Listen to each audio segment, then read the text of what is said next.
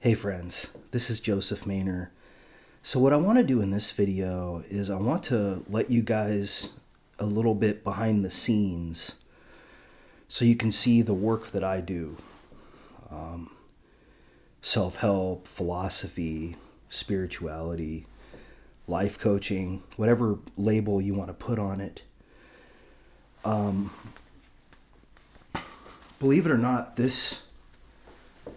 these files have shrunk, okay, from where they were, just because I've been able to make videos and I've been able to exhaust issues. So I guess, maybe the title of this video should be something along the lines like, let's fall in love with life coaching again. Not life coaching others, but life coaching ourselves. And let me just show you. So this is my current binder or folder regarding my video notes for spirituality. It shrunk down somewhat. These are kind of insights. Every time I get insights all the time, and then I write them down. I stick them in that folder. This one I've culled out all the relationship stuff. So relationship mastery. You can see this one's pretty thick too. I think we'll probably talk about some of that in this video. But get a load of this one. Self-help practice. I mean, look at this, man. Somebody has issues, right? If your self-help practice folder is this thick, somebody has issues, namely one Joseph Maynor, right? And get a load of this. This is just the theory folder for self-help. So I have it broken down into kind of video notes, like higher level stuff, like spirituality, philosophy. Then there's the relationship stuff that I culled out of that, kind of in its own folder.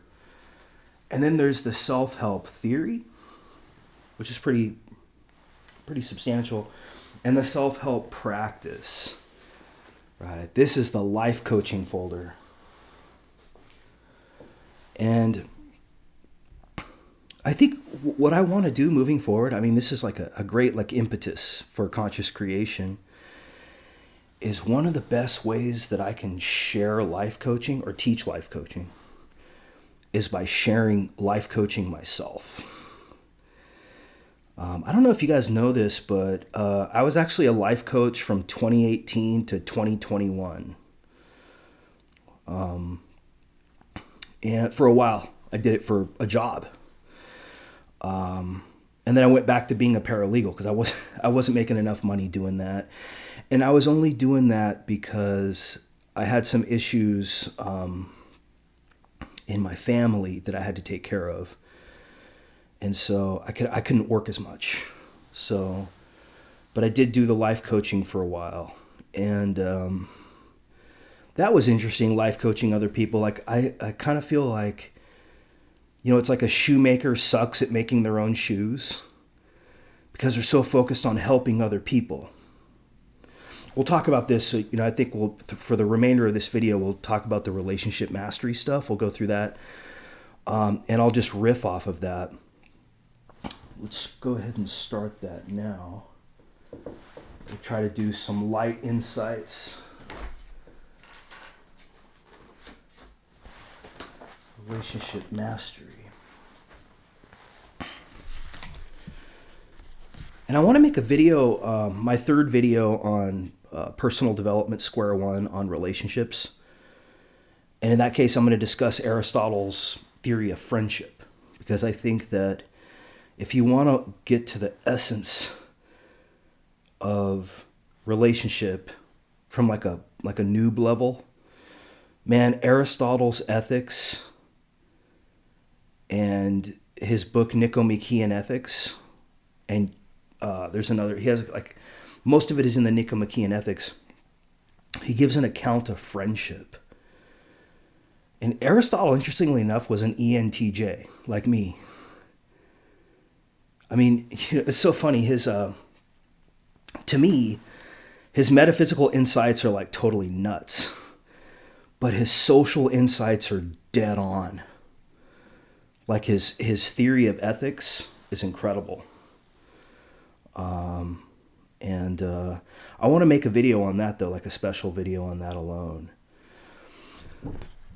That will be like for the personal development square one. This video, I think what I'm going to do is I'm going to riff on these insights that I have on relationship mastery and try to go through them somewhat quickly. And if anything needs to be unpacked further, then we can do that in future videos. But what I want to do is I want to give you guys an example of like conscious creation. So, and how to interface deep insights with light insights. So these are all dead insights, right? In this relationship mastery folder here, these are dead insights. These are insights that I've already had. So now we're in the present moment and I'm performing, right? In a way. But I'm trying to be open, and I'm trying to allow what happens too. So spur of the moment, right? It's like improvisation in jazz. But if you're too all over the place, you lose people's attention. People are like, what's your point? Right? And sometimes that's legitimate. Sometimes that's overbearing though, right? Because, what's really the paradox between brainstorming and making a point? Or jamming. You ever just like go nuts with jamming? Right? There's no point, right? Whereas when you're trying to compose a solo or compose a song to fit some kind of narrative, that's a different kind of creation. That's more like being organized, being reasonable. So sometimes I like to blur the boundary between the brainstorming part of life and the bringing things to a point, or the light insights and the heavy insights. I like to merge those sometimes. I find that really beautiful. But, people that are linear minded, they find this annoying. People that are probably more creative, they probably find me annoying. Like, I always feel like I'm kind of right in the middle between the logical mind and the wild horse, you know what I mean? And I probably do both badly, but I can only be me, right? So I am what I am. I am what I am. So, but I think what I love to do, and I'm going to talk about that in this video. There are actually pros and cons to this. But I love to open myself up and see what happens. And I'm just as amazed as you are. Like when I make these videos, I love listening. I listen to my own videos. I don't watch my own videos. I'm getting better at, eye contact and stuff like that because, I never thought that I was on the spectrum, but like, sometimes when I'm thinking, I look away for some reason. When I'm thinking, I'm like, because I'm improvising. I'm not just reading a list. I don't run my stuff through any kind of AI, which actually I'm kind of annoyed at because now AI has something to say about everything, right? You go on the internet, and it's like AI has something to say about every little thing, and it just makes you like paranoid almost, like, oh man, am I doing this right? Am I doing this wrong? Maybe that's why my self-help practice folder is this thick. This is ridiculous, right? Well, maybe it's not. Maybe it's not. Maybe it's just like, I got lots of ideas, man. Ideas are like flooding me all the time. And it's actually kind of cool that I keep track of these insights. I try to do that, whether it's using Post-it notes or even envelopes. if you look at the variety of look at this, it's every kind of scrap, because it's like these things just come to me. I'm like a conduit. And I don't know if this is good or bad, but I just want to let you in a little bit on the behind the scenes, but to give you something in this video that I think we can do together. We can jam. Let's jam through some relationship mastery stuff. So now that we're done with the third of the video, just give me 1 second. We'll come right back. All right, friends, welcome back. So let's weave a tale regarding the topic of relationship mastery here. Looking at my insights. Okay. How your openness can hurt you. Balancing the closed versus open dichotomy in relationships. If you're somebody like me who's ridiculously open, there are pros and cons to that, right? You tell everybody your secrets, right? You don't hold anything back. You're like extremely vulnerable if somebody wants to attack you. This has been something that I've had to curtail, actually. And then there are people that are incredibly closed, which is the inverse of this, right? It's like the stage orange relationship where it's like transactional. Like you're reduced to being an instrument toward each other. But man, if you're too open, you better have a lot of money and you better hide away somewhere, because your vulnerabilities are on full display and others can weaponize those if you get in a conflict with them. Even if they're like your girlfriend or something like that, right? I mean, ridiculous, but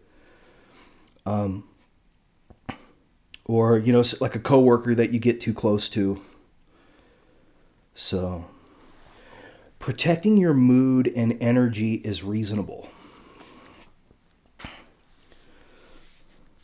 Getting high on yourself is a state. It's not a constant thing.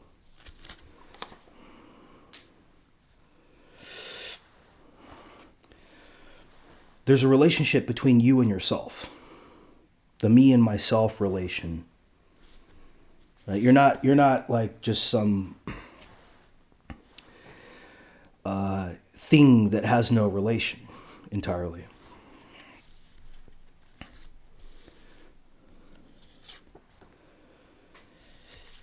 Be careful of trauma bonding. Trauma bonding is where you're just stuck in a bad relation. Because you're trying to solve, you're trying to prolong an issue that really you should just let go of. Like put it in your past. Like, somebody was mean to me when I was a kid. Something happened to me when I was a kid. Stop reliving that, right? Just, because you're not going to fix it by reliving it. Believing in yourself. Realizing that the tall poppy gets chopped down by the feminine. The feminine doesn't like arrogance. The masculine doesn't like groupthink. See, that was an insight. That was just a spontaneous insight right there. I'm trying to give you guys like a little bit of it's like watching a jazz musician improvise. That's exactly how I feel right now, because I am a jazz musician. I feel like I'm on the bandstand and I'm telling a story, right? Kind of riffing off of these things here. If there's anything that I can share, I like to teach by sharing what I do. That's direct experience, right? Look at what somebody does. Don't tell me, show me, right?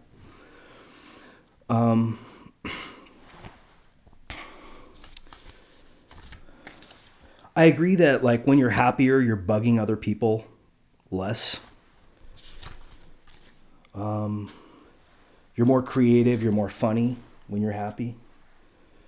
And there's something to be said for having quality relationships with being happy too. I mean, loneliness is a real thing. And misery causes criticism. Otherwise, you might just make light of something that you disagree with, right? The fact that you like.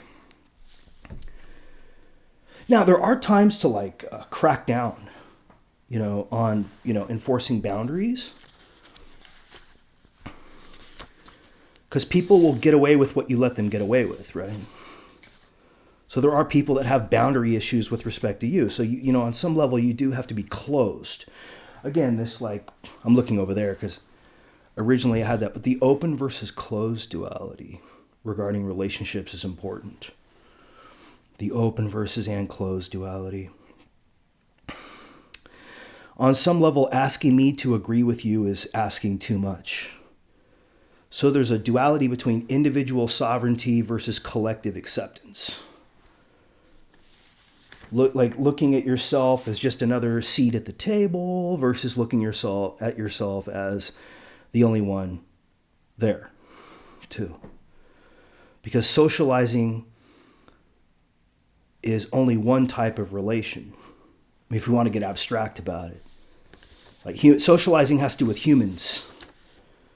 But there's a relation between the absolute and the finite, too. There's a relationship between you and yourself, interestingly enough. You ever notice that you can kind of watch yourself? You can put yourself under a microscope and you can go, what the fuck is this thing doing? Right. Kind of the view from nowhere almost. I mean, I know Thomas Nagel is actually one of my favorite philosophers when I was at UCLA. I mention UCLA in almost every video. I should get a sponsorship from UCLA, right? There is such a thing as unreasonable propagation of suffering. And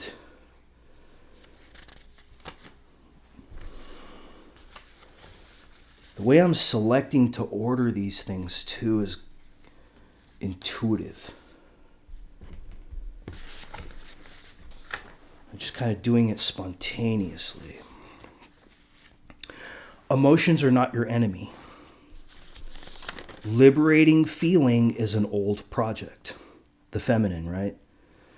The masculine is about the mind. He wants to reduce everything to the mind. The feminine is about body, and feeling is usually associated with the body. What the masculine doesn't understand is that he tries to form social relations through narratives. So there's a lingo that's hammered in and taken to be true that creates the tribe. And when the lingo falls away, the tribe falls away. So the masculine tries to create relation through language and the mind.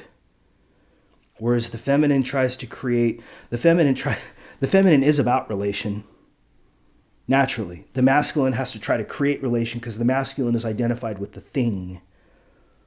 See, there's the thing and the relation, the node and the link. This is called network theory, by the way. Why did I just throw this here? See, I didn't dismiss that one yet. Idealistic shaming is not a good motivator. I don't really like shaming. When somebody's down, it doesn't make sense to like kick them further down unless you want to dominate them, like treat them like a child. But ultimately, I think your problem isn't that you're not enough of a child. Your problem is that you're not enough of an adult. So there's an important duality between confidence and licking your wounds, right? This is why stage red can actually be very important to integrate. Stage orange too. The downsides of stage orange are the issues with the persona, issues with treating everything like it's a selfish transaction.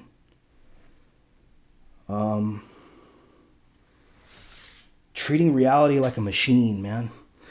With all this internet stuff nowadays, Facebook and forums, people don't even reveal their identity, but people don't talk to each other anymore.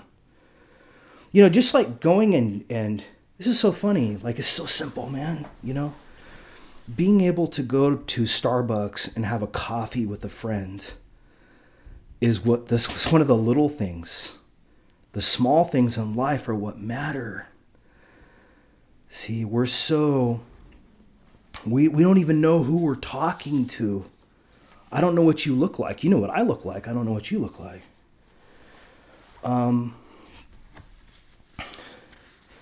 I think another important insight is that humans will revert to what worked for them previously and try to perfect that. Like you have a strategy for survival. And what people say is often at odds to what they do, right? They're deceptive. Like, people who say, "Oh, I hate drama," yet they're like the huge drama queen, right? But they hate drama. They don't hate drama. They hate the fact that they hate drama. Okay, so they hate something about themselves. They may not be able to control that, but you have to look at and this is hard to do in kind of postmodern media now, where we don't even know who we're dealing with. You can't tell the difference, but you could take one look at somebody and make a judgment about them, but you can't do that online. So anybody can say anything and deceive other people. So there's just this whole stage orange, stage green, mostly stage orange society that we live in now is it's just rotten to the core, man. And this is something that I have to deal with in my own life coaching stuff. I have a problem with orange. I've always had a problem with orange and red. But these are the very things that I think I need to develop in myself too, the healthy versions of these. Like standing up for myself, starting a business, being able to compartmentalize things so that I'm not just wide open, I've always used my real name online. There are many people, you don't even know who their name is. And, on some level, they're smarter than you. They're smarter than me. But on some level, I never wanted to be that way. I always wanted to kind of let the warts and all hang out. And then I realized that was hurting me. And so I went through a period of time where I had to pare away some of the more embarrassing stuff, right? Because personal development, life coaching is messy. It's not perfect. We all look bad. We don't want to look bad. We don't want to look small. See that? The feminine. We don't want to look small. We want to look big. We don't want to look bad. We want to look good. We don't want to look false. We want to look true.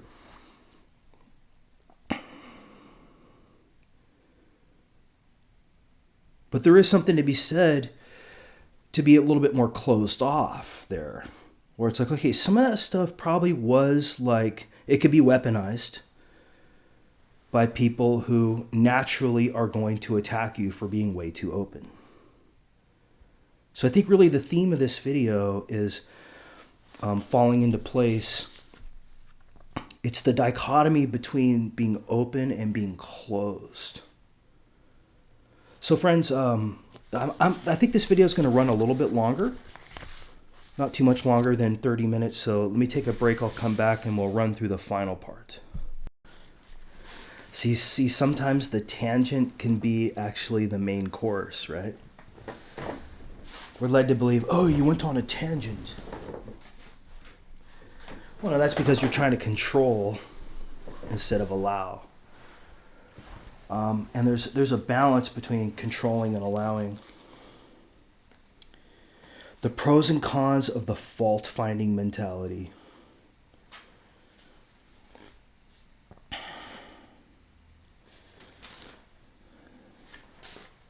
When I'm reading these insights, some of them I'm just tossing. I'm like, you know what? They're dead insights already.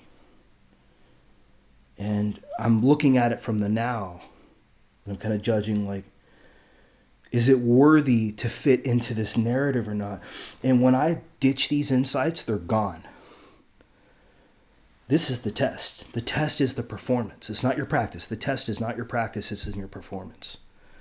So when you make a video, This is not practice. This is performance. When you play a jazz solo or a rock and roll solo or a music gig or whatever it is, this is star time, right? This is not time to noodle. You're already demanding people's attention. If you're going to demand people's attention, then you should give them what you think is your very best.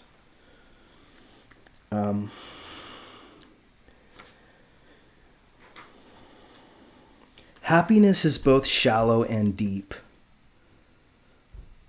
Sometimes happiness can just be as simple as somebody caring about your well-being, right? Somebody showing you like I like you. I want you to be happy. You know how much that means? I mean, yeah, people like you for a variety of different reasons. And we'll talk about this when we talk about Aristotle's theory of friendship. Aristotle has a wonderful theory of friendship. I'm going to unpack it for you. And it'll be the square one video on relationship. That will be the foundation for that video. I'll make a 30-minute video there. I got to study it again. I mean, I studied it when I was at UCLA and even after that, but I got to refresh.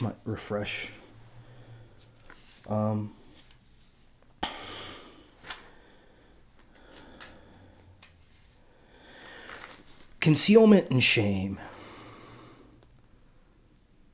For people who haven't really been loved enough, they're kind of depressed, or people that have a relationship deficiency or it's a self-esteem problem.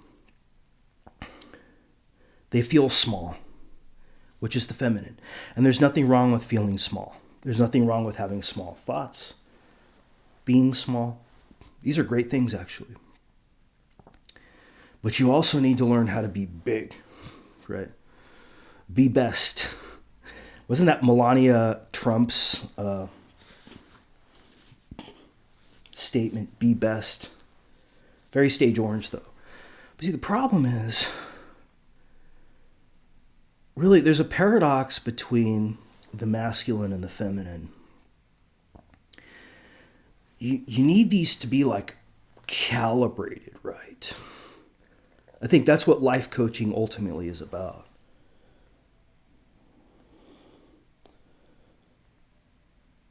It's about being closed versus being open. Reasonable boundaries. Reason versus intuition. Spinoza's struggle there. And realizing that you can't tell me the truth entirely. Why? Because I'm the truth. I'm the boss. See? Oh, that's arrogant. Yeah, but that's coming from you, right? You think you're the boss because you're telling me that I'm arrogant. See, when we want to connect, we need community glue. This could be sports, it could be philosophy, it could be art, it could be lifestyle, it could be codes of conduct, it could be hope, idealism. There's got to be something that connects independent nodes to form a relation. And that could be truth. That could be us versus them. You ever notice too that it's much easier to abuse people that you view as morally bad? So for example, let's say you're playing Minecraft.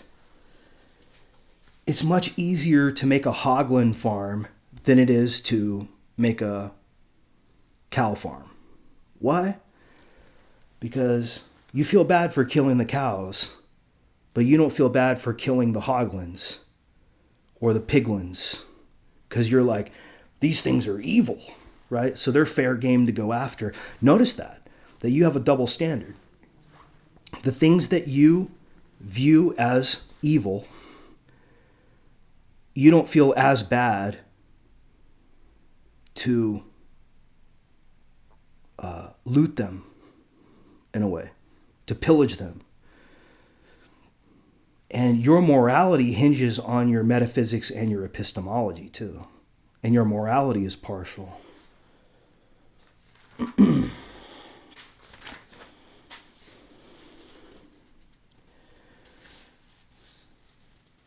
Notice this, that like,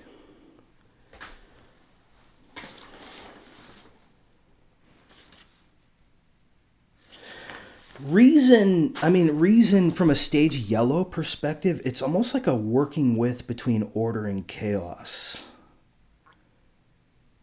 Kind of Spinoza. Well, Spinoza, I think, was more stage turquoise, but he understood that from a yellow perspective, reason is pulling out the thread of thought, right? The thread of thought in the direct experience. So you have direct experience, but then there's a thread of thought that can be pulled out of that. Sense making, that's reason. But then intuition needs to be kind of sitting there in the background as a watcher. However you define that. I mean, the truth versus magic wobble, the sharing versus teaching wobble, the closed versus open wobble, the sanity versus insanity wobble, the linear versus nonlinear wobble. Was that too much?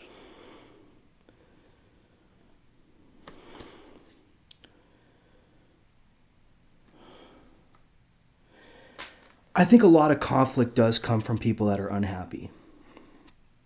If you are happy, good for you. You know what I'm saying? I think most people are unhappy though. So if you want to be a life coach, I think by definition you're dealing with unhappiness. About otherwise, why would there be anything to do? I mean, if somebody has a binder this thick regarding self-help practice, is that a happy person, including me, right? Is that a happy person? Or maybe that's like a really happy person. They're so happy that they're just like, well, on fire. They're like, man, I like all this stuff, dude. I'm doing it just to do it. But are you really? I don't know. Standing up for yourself, like you're not a kid anymore. And be careful of people who misuse your openness, right? And then they remain stoic throughout. Right? Notice that when you get in a conflict, look and see whether somebody has any sympathy or empathy for you. That's kind of a measure of how much they care about you or not. Or are they just concerned with themselves?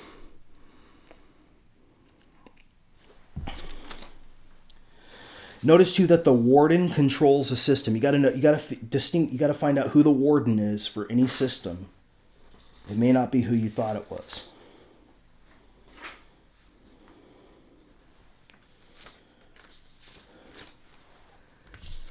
Notice anytime you feel like life is dissatisfying, allow that.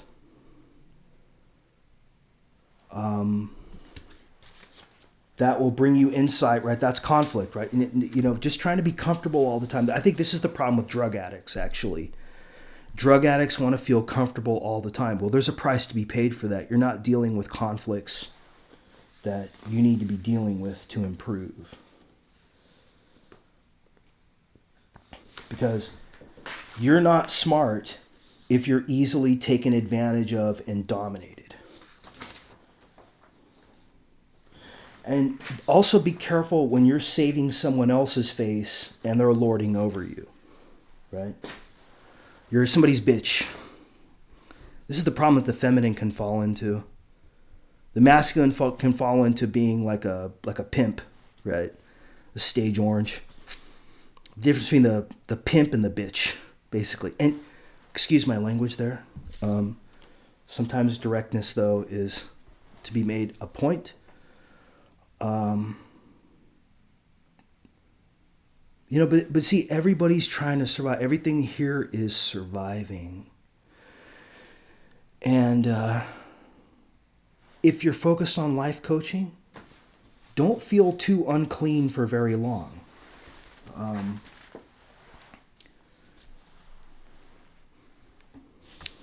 Let's see here. Be careful of pushy people. Stop seeking approval, right, over all else. Notice when people are forcing you to take the social brunt.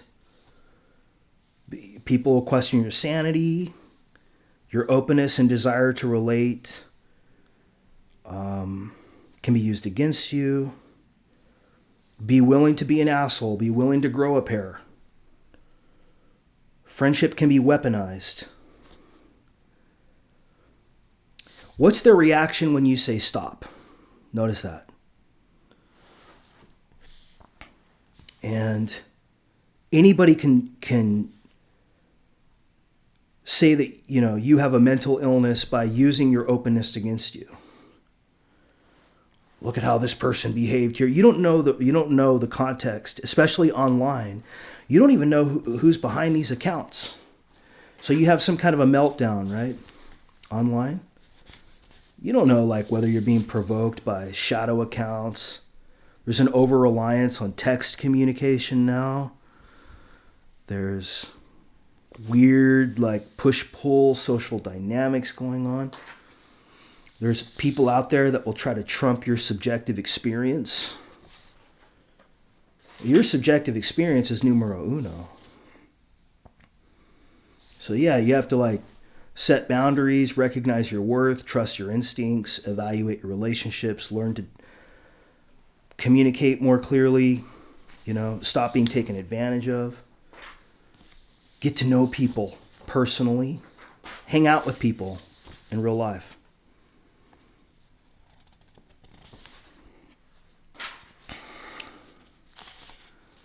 Stop playing around online so much, man. It's no way to live. When people pry into your personal life, sometimes you have to say no. Notice that people want to support attacking your ego, but not their own. And notice how people want to blame you, right? But they have just as much a responsibility to shore up their relation to you. They want to say you're not being a good relation. Notice how people will flip the script. Right? They'll play the role of the victim.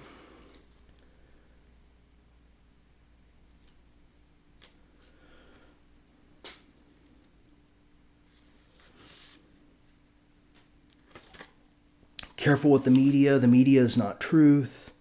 It's hard to prove your subjective perspective when it's an objective issue. Somebody else puts your subjective perspective at objective issue, and then you believe that, right? See, being a people pleaser and not setting boundaries. Notice how people have a double standard where it's being humble applies to you, but not them, right? They want mind substitution. It feels icky. Mind substitution means I have mind with a capital M, and in order for me to relate with you, you have to accept my mind with a capital M. I'm the thinker here. Notice this. This is a key insight, and we're almost done. You're going to have a much different metaphysic if you're alone versus in a social relation. Like me, I'm a pretty solitary guy. So my metaphysic is going to be very different from somebody who is ridiculously social. Notice that red plays the strong manipulative game, blue plays the us versus them game, green plays the love versus hate game, orange plays the carrots and sticks game. Notice that the essence of gaslighting is kind of, a little bit like manipulative, pushy people. They get you to question yourself and ultimately to see them as the teacher. They suffocate and or obscure your intuition, your subjective point of view. So, you have to look at issues like social boundaries, gaslighting, interpersonal development. There's a time to be closed, more closed, and there's a time to be more open. And developing this judgment as the final cherry on top, I think is the essence of relationship mastery. Okay, friends? Thank you for going through this exercise with me. We ran 10 minutes over, but I think it was well worth it. I'll talk to you in a week. Take care.